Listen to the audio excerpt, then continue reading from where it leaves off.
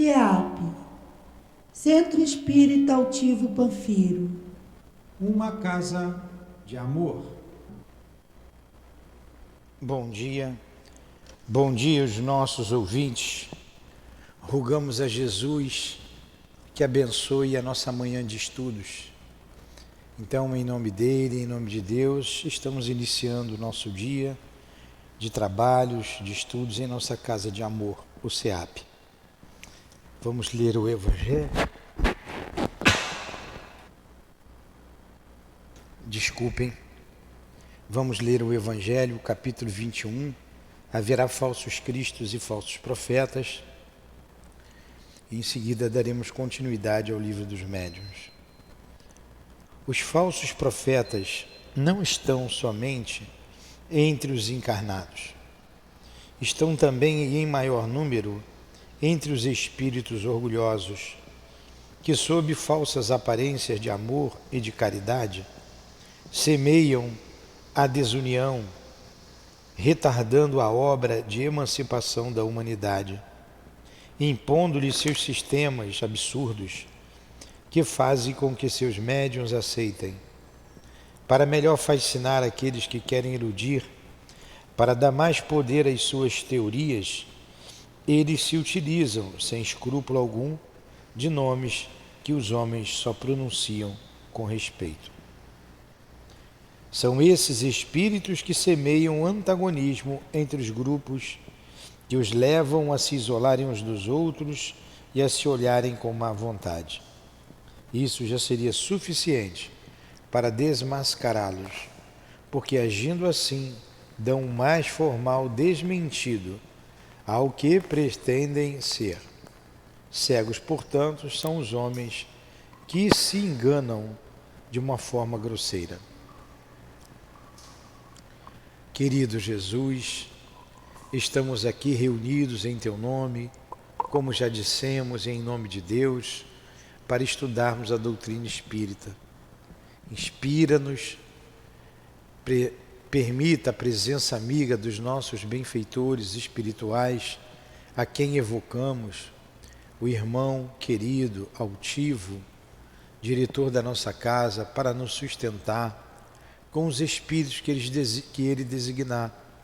Em nome dele, então, Senhor, em nome do nosso irmão Baltazar, do nosso irmão Antônio de Aquino, do Dr. Herman, em nome de Leon Denis, de Allan Kardec, enfim, da coluna de espíritos que sustentam o nosso CEAP, em nome do amor, em nome do nosso amor, pedimos a devida permissão para que, acima de tudo, em Teu nome e em nome de Deus, iniciarmos os estudos.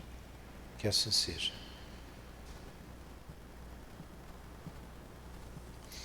Então vamos lá. Nós estamos lendo aqui, estávamos estudando semana passada, o item 225. Estávamos no final do item 225. É o capítulo 18 do Livro dos Médiuns, os inconvenientes e perigos da mediunidade. Para eu não ler 3 parágrafos apenas, eu vou novamente iniciar o item 225, vou fazer a leitura, vou lendo bem devagar, não vou entrar em detalhes, pois nós entramos semana passada, né? Nós aprofundamos bem. Então é uma carta, é uma mensagem de Erasto e de Timóteo. E ele diz assim: a dissertação que se segue, diz Kardec, dada espontaneamente por um espírito superior, e esse espírito é Erasto, que se revelou através das comunicações de ordem mais elevada, resume a maneira mais clara e mais completa a questão do papel dos médiuns. E inicia então, abre aspas, inicia o nosso irmão Erasto, discípulo de São Paulo, né? Erasto e Timóteo também, amigo de Paulo de Tarso, amigos de Paulo de Tarso. Qualquer que seja a natureza dos médiuns escreventes, sejam eles mecânicos, semimecânicos ou simplesmente intuitivos, nossos processos de comunicação com eles não variam essencialmente. De fato, nós nos comunicamos com os próprios espíritos encarnados, como com os espíritos propriamente ditos, apenas pela irradiação do nosso pensamento. Nossos pensamentos não necessitam de vestimenta da palavra para ser compreendido pelos espíritos. E todos os espíritos percebem o pensamento que desejamos transmitir-lhes, tão somente porque dirigimos este pensamento na direção deles, e isto em razão de suas faculdades intelectuais. Então, bem rapidinho, de fato, vou ler de novo no primeiro parágrafo. Nós nos comunicamos com os próprios espíritos encarnados, como com os espíritos propriamente ditos, quer dizer, os desencarnados, pela irradiação do nosso pensamento. Os espíritos, então, se comunicam com o encarnado da mesma maneira que eles se comunicam entre si, pela irradiação dos seus pensamentos. Então, independente da maneira que se escreve, está falando da psicografia, seja mecânica, semimecânica ou intuitiva, o princípio é o mesmo. Para o espírito não faz diferença. É a irradiação do seu pensamento que envolve o médium, da mesma forma que eles fazem entre eles. Isso em razão das faculdades intelectuais de cada um, né? Quer dizer que tal pensamento pode ser compreendido por tais ou quais espíritos conforme o adiantamento deles, enquanto que, em tais outros, este pensamento não desperta qualquer lembrança, nenhum conhecimento no fundo dos seus corações ou de seus cérebros. Não é perceptível para eles. Neste caso, o espírito encarnado que nos serve de médium está mais apto a exprimir nosso pensamento a outros encarnados, embora não compreenda mais do que um espírito desencarnado e pouco adiantado poderia fazê-lo, se fosse forçado a recorrer à sua intermediação. Porque o ser terrestre coloca seu corpo como instrumento à nossa disposição, o que o espírito errante não pode fazer. O que ele está dizendo? Muita coisa que eles querem passar para os desencarnados, muitos desencarnados não alcançam o pensamento deles, não compreendem, de acordo com o nível evolutivo.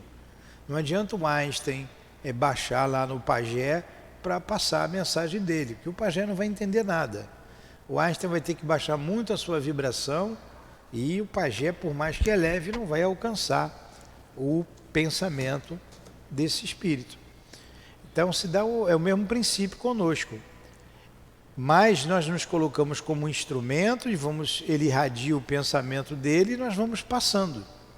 Isso facilita até para os desencarnados, alguns desencarnados compreendem muito melhor através de alguém que está no corpo físico, que vai expressar o pensamento então do benfeitor.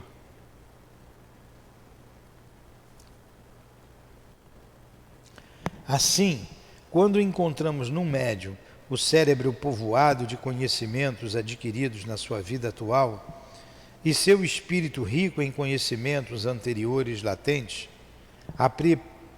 apropriados para facilitar nossas comunicações, nós nos servimos dele preferencialmente porque com ele o fenômeno da comunicação torna-se mais fácil do que com o médium, cuja influência fosse limitada e os conhecimentos anteriores tivessem permanecido insuficientes, através de algumas explicações claras e precisas, iremos fazer-nos compreender.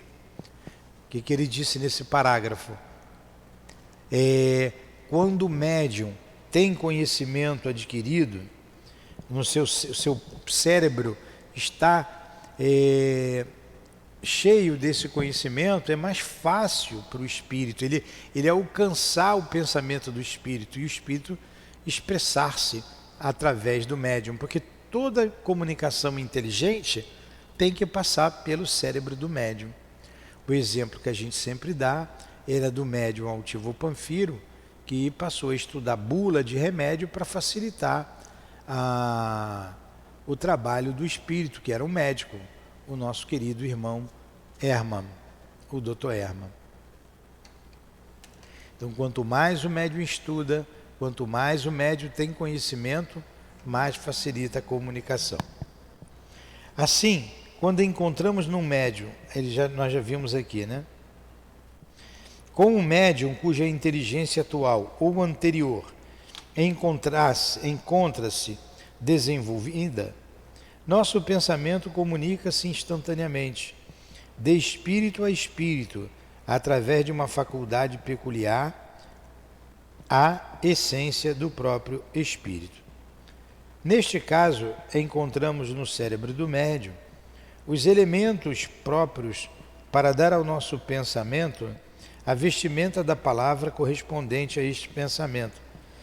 E isto, quer o médium seja intuitivo, semimecânico ou inteiramente mecânico.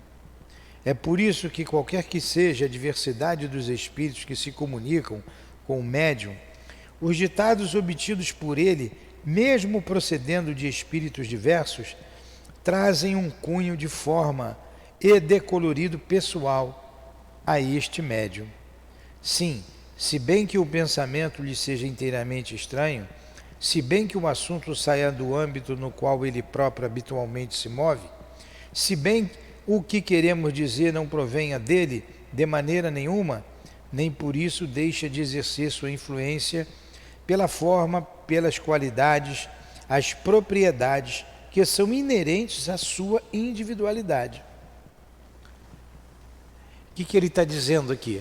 Que, embora tudo isso não tenha no cérebro do médium o que ele vai dizer, seja inteiramente estranho ao médium o que o espírito vai se comunicar, sempre é o médium que traduz, e ele vai dar o colorido dele. Ele vai dar um exemplo aqui agora. É exatamente como quando observais diferentes pontos de vistas com lunetas matizadas, verdes, brancas ou azuis. Embora os pontos de vistas ou objetos observados sejam inteiramente opostos e independentes uns dos outros, nem por isso deixam de apresentar sempre uma tonalidade que provém da cor das lunetas. Ou melhor, comparemos os médiuns a esses frascos cheios de líquidos coloridos e transparentes que vêm na vitrine dos laboratórios farmacêuticos. Pois bem, nós somos como luzes que clareamos alguns pontos de vista morais, filosóficos e internos, através dos médios azuis, verdes ou vermelhos, de tal forma que nossos raios luminosos, obrigados a passar através dos vidros mais ou menos bem facetados, mais ou menos transparentes, isto é, através de médios mais ou menos inteligentes, só chegam aos objetos que queremos iluminar, tomando emprestada a coloração, ou melhor, a forma própria e particular desses médiuns. Enfim, para terminar com uma última comparação, nós espíritos somos como compositores de música, que tem composto ou quer improvisar uma área e só temos à mão um piano, um violino, uma flauta com um contrabaixo ou uma gaita de 2 tostões. É incontestável que com o piano, a flauta, o violino, executaremos nossos trechos de uma maneira bem compreensível para nossos ouvintes. Embora os sons que provêm do piano, do contrabaixo ou da clarineta sejam essencialmente diferentes uns dos outros, nossa composição nem por isso será identicamente a mesma, salvo as nuances do som. Mas se apenas temos à nossa disposição uma gaita de 2 tostões, um funil de encanador, aí está para nós a dificuldade.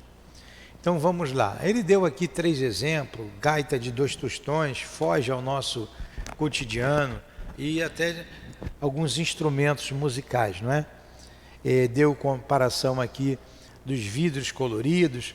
Então, para a gente entender que quem filtra o pensamento é o médium. É o médium. E nós falamos bem isso semana passada. A luz do sol está entrando aqui pelo vidro, clareando aqui o ambiente. Mas se a gente tivesse um vidro amarelo ali, a gente viria tudo amarelo aqui. Mas a luz do sol era única. Se fosse um vidro azul, a gente ia ver passar a luz do sol azulado, não é? Então, é assim o médium dá o colorido, de acordo com o seu conhecimento, com a sua personalidade, aquilo que vem dos espíritos. Seu Newton, nós vemos muito isso, por exemplo, nas edições dos livros de Allan Kardec. Cada edição tem uma forma de falar diferente, mas a linha de raciocínio é a mesma, não é isso? Por exemplo, cada edição é o livro dos médiuns, o livro dos espíritos, entre outros. A CELD fala de uma forma, a FEB fala de você outra. está falando da tradução. É a tradução. É a mesma linha de raciocínio, porém às vezes com palavras diferentes. O mais fácil de você entender é a luz do sol entrando pelo vidro. A maneira mais correta. É você que traduz o pensamento do espírito. É você que traduz. Pode ser o que você falou, pode ser. Também é uma analogia. O importante é saber que os espíritos transmitem os seus pensamentos aos nossos pensamentos. É de pensamento a pensamento. Eu pego o pensamento dele e passo. Eu traduzo o pensamento dele. Tá? Mas você está certo nesse raciocínio. Então vamos continuar aqui a orientação de Timóteo e de Erasto. De fato, quando somos obrigados a nos servir de médiuns pouco adiantados, nosso trabalho torna-se mais longo, bem mais penoso, porque somos obrigados a recorrer a formas incompletas, o que representa para nós uma complicação, porque então somos forçados a decompor nossos pensamentos e a ditar, palavra por palavra, letra por letra, o que representa um aborrecimento e uma fadiga para nós, e um entrave real à presteza e ao desenvolvimento das nossas manifestações. Então o médium precisa estudar, senão o espírito encontra dificuldade nele. Ele precisa ler, precisa ter conhecimentos gerais, para que ele tenha facilidade no transmitir a sua mensagem. É por isso que ficamos felizes de encontrar médiuns bem apropriados, bem aparelhados, munidos de materiais prontos para funcionar. Numa palavra, bons instrumentos, porque então nosso perispírito, agindo sobre o perispírito daquele que mediunizamos, nada mais tem a fazer a não ser dar um impulso à mão que nos serve de caneta ou de lapiseira, enquanto que nos médiuns insuficientes somos obrigados a fazer um trabalho análogo ao que fazemos quando nos comunicamos através das pancadas, isto é, indicando letra por letra, palavra por palavra, cada uma das frases que formam a tradução dos pensamentos que queremos comunicar. É por estas razões que nós nos dirigimos preferentemente a classes esclarecidas e instruídas, para a divulgação do espiritismo e o desenvolvimento das faculdades medianímicas da escrita, embora seja entre essas classes que se encontram os indivíduos mais incrédulos, os mais rebeldes e os mais imorais. É que isso, como deixamos hoje aos espíritos brincalhões e pouco adiantados, o exercício das comunicações tangíveis pelas pancadas e transportes. Assim também, os homens pouco sérios entre vós preferem a visão do fenômeno que impressiona os seus olhos, os seus ouvidos, ao fenômeno puramente espirituais, puramente psicológicos. Então, os espíritos vão se servir dos médiuns e vão utilizar a faculdade do médium e vai ter mais facilidade ou dificuldade de acordo com o conhecimento que esse médium traz, com a sua capacidade intelectual e, embora a mediunidade seja neutra, para a gente ter a presença amiga dos bons espíritos, a questão moral, a elevação moral do médium.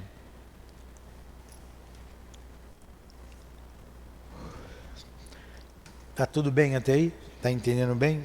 Vou ler de novo esse pedaço aqui, porque para vocês entenderem bem. Ó, é por estas razões, quer dizer, quando encontra médium apropriados, quando encontra médium aparelhados, munidos de material farto, pronto para funcionar, numa palavra, bons espíritos, porque então o nosso perispírito agindo sobre o perispírito daquele que é médium, que mediunizamos, fica fácil para eles se comunicarem. É por estas razões que nós nos dirigimos preferentemente às classes esclarecidas e instruídas para a divulgação do espiritismo e o desenvolvimento das faces medianímicas da escrita. Então é mais fácil eles se transmitirem a alguém esclarecido, as classes esclarecidas. Embora nessas classes a gente encontre indivíduos incrédulos também, rebeldes e até imorais. Então tem os mais incrédulos, os mais rebeldes, os mais imorais, estão nas classes esclarecidas. Mas é mais fácil eles transmitir o pensamento, porque ele tem ali o esclarecimento, né? O desenvolvimento da sua capacidade de pensar. Assim como deixamos hoje os espíritos brincalhões e pouco adiantados, o exercício das comunicações tangíveis de pancadas e de transportes, assim também aos homens pouco sérios entre vós, prefere a visão dos fenômenos que impressionam seus olhos ou seus ouvidos aos fenômenos puramente espirituais ou psicológicos. Então esses médiuns, eles preferem,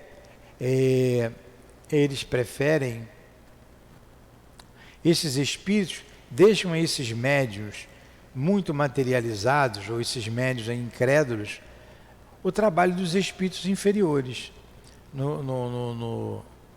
na comunicação através dos efeitos físicos, das pancadas, uma manifestação que atenda, né, as suas necessidades ainda muito materializadas.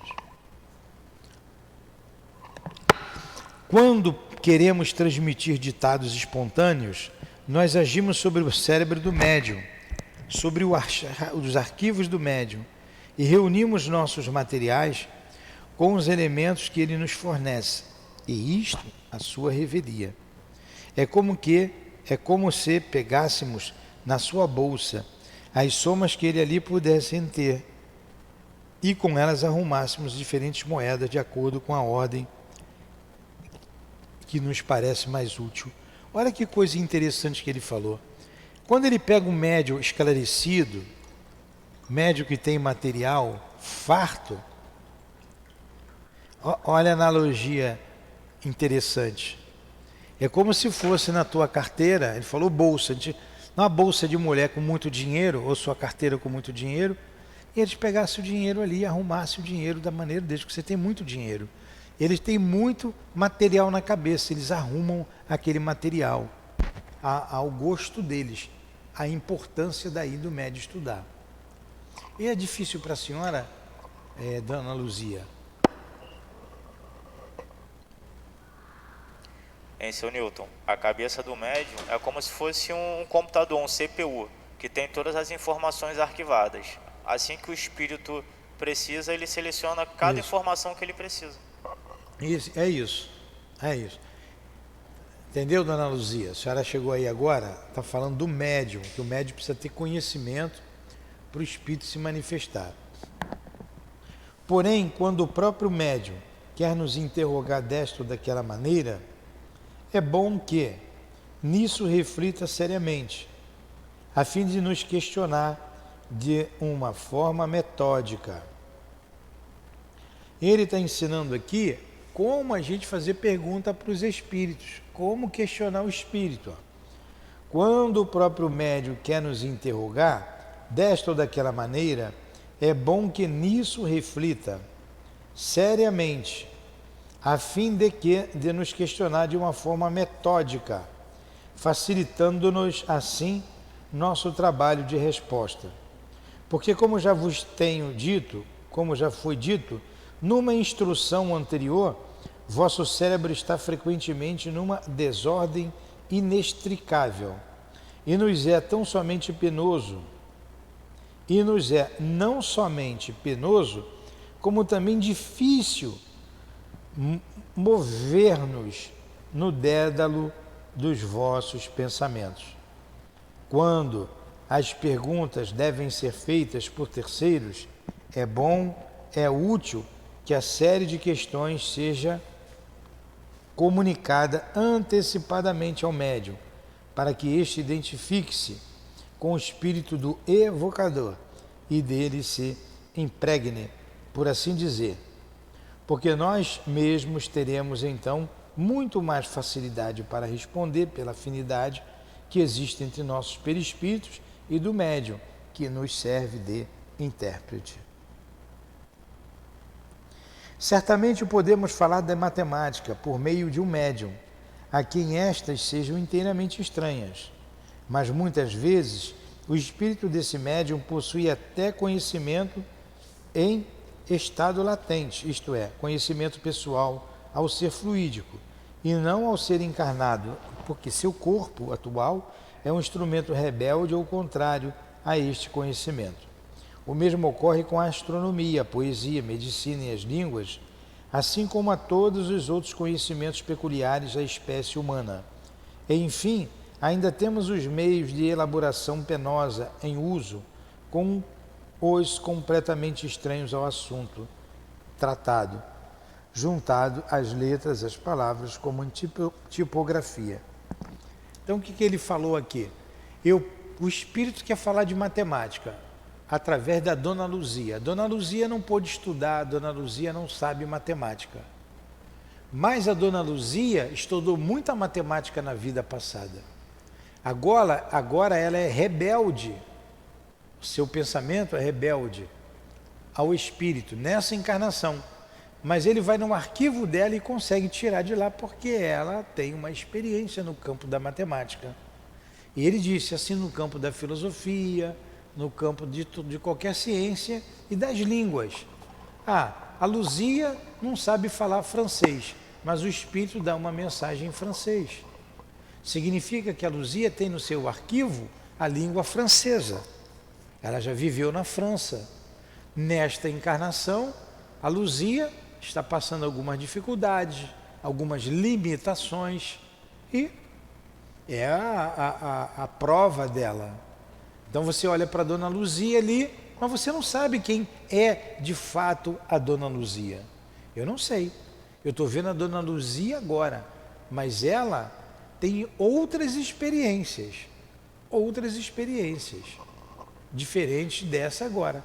Essa agora ela está aprendendo. Quantos filhos a senhora tem, Dona Luzia? 8? 10 filhos. Hã? Dona Luzia matriarca, tem 10 filhos, quantos netos? 18 netos. 22 netos. E quantos bisnetos? 2 bisnetos. Já está na terceira geração. E quem é a Dona Luzia? Nós não sabemos. Aí o espírito quer dar uma mensagem. Ele está me vendo aqui, e está vendo a Dona Luzia. Ele vai achar, dependendo do que ele quer falar, a Dona Luzia vai ser um instrumento muito mais fácil, maleável, flexível para o espírito do que eu. Entendeu? É assim que acontece. A gente também tem no nosso arquivo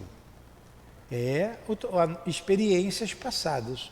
Então o espírito ele consegue usar o arquivo do perispírito, da Isso. sua vida anterior. Não só na sua vida momentânea que Isso. você está vivendo ali. Exatamente. Você consegue puxar o arquivo, fazer o download da outra vida anterior. É porque está no teu espírito, está na sua mente. Está marcado no perispírito, aquelas informações. Está tudo na sua mente. E ele termina a mensagem dizendo assim: como já dissemos, os espíritos não necessitam revestir seus pensamentos. Eles percebem e transmitem o pensamento unicamente pelo fato de que neles eles existem. Os seres corpóreos, ao contrário, só podem perceber o pensamento quando revestido. Enquanto que a letra, a palavra, o substantivo, o verbo, numa palavra, a frase, vos são necessários para perceber, até mentalmente, nenhuma forma visível ou tangível nos é necessária. Então, para eu entender, eu tenho que entender as palavras, eu tenho que entender as letras, as palavras, eu tenho que entender a frase. Mas para o espírito isso está nele. O espírito pode olhar aqui e dizer assim, está todo mundo com falta de atenção, ele pensou. Ninguém está prestando atenção. Ele não falou, ele olhou e viu, está nele o pensamento. Mas se ele quiser transmitir para mim, ele tem que transmitir a frase. Eu vou pegar o pensamento dele e vou traduzir. Poxa, vocês não estão prestando atenção. Está muita falta de atenção aqui, prestem atenção. Está vendo a necessidade de articular? Mas esse pensamento está nele, está no guia. É dele. Ele não precisa da articulação, nós é que precisamos. Nota de Allan Kardec. Esta análise do papel dos médiuns e dos processos, com o auxílio dos quais os espíritos se comunicam, é tão clara quanto lógica. Dela decorre este princípio de que o espírito aure nas suas ideias, porém, os materiais necessários para exprimi-las no cérebro do médium, e quanto mais rico em materiais for este cérebro, mais fácil a comunicação. Esse item 224 é importantíssimo para nós médiuns, para sabermos o mecanismo dessa comunicação. Quando o espírito se exprime na língua familiar do médium, nele encontra inteiramente formadas as palavras para revestir a ideia. Olha aí. Ele encontra na língua do médium as palavras para se exprimir na língua familiar do médium. Nele encontra inteiramente formadas as palavras para revestir a ideia. Se for uma língua que lhe é estranha, neste não encontra as palavras mais simples. Não encontra as palavras, mas simplesmente as letras. É por isso que o espírito é obrigado a ditar, por assim dizer, letra por letra, exatamente como que se quiséssemos fazer com que escrevesse alemão aquele que não soubesse uma só palavra. Eu já vi mais de um médium reclamar que não entende direito o espírito, que o espírito fala numa língua diferente da dele. O espírito exprime o seu pensamento, ele quer escrever, e o médium não sabe, ele não consegue decodificar. Ele tem dificuldade para decodificar.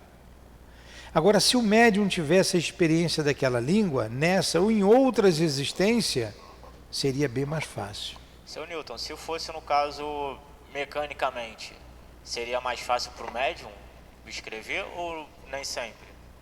O princípio é o mesmo. O princípio é o mesmo. Se for mecânica, vai sair porque o médium está alheio ao que escreve.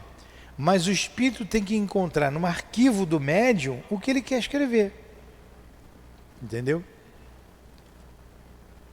Porque sempre passa pelo cérebro do médium.